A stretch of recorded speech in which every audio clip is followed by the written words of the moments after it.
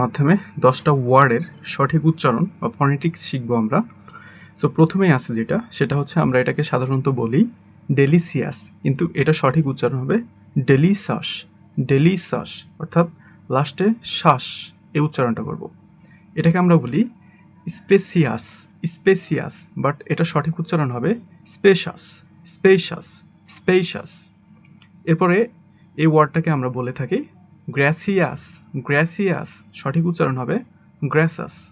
গ্র্যাসাস, গ্র্যাসাস। এরপর এটাকে আমরা বলি প্রিসিয়াস, বাট এটা সঠিক উচ্চারণ হবে প্রিশাস। প্রিশাস, প্রিশাস। এটাকে আমরা বলি ভিসিয়াস। ভিসিয়াস, বাট সঠিক উচ্চারণ হবে ভিসাস। Visas, visas. এটাকে আমরা বলি ম্যালিসিয়াস, বাট সঠিক উচ্চারণ হবে ম্যালিসাস। ম্যালিসাস, ম্যালিসাস। এটাকে আমরা বলি কনসিয়াস, বাট এর সঠিক উচ্চারণ হবে কনসাস। Conscious, conscious. এটাকে আমরা বলি টেনিসিয়াস, বাট এটার সঠিক উচ্চারণ হবে থ্যানাসাস। থ্যানাসাস।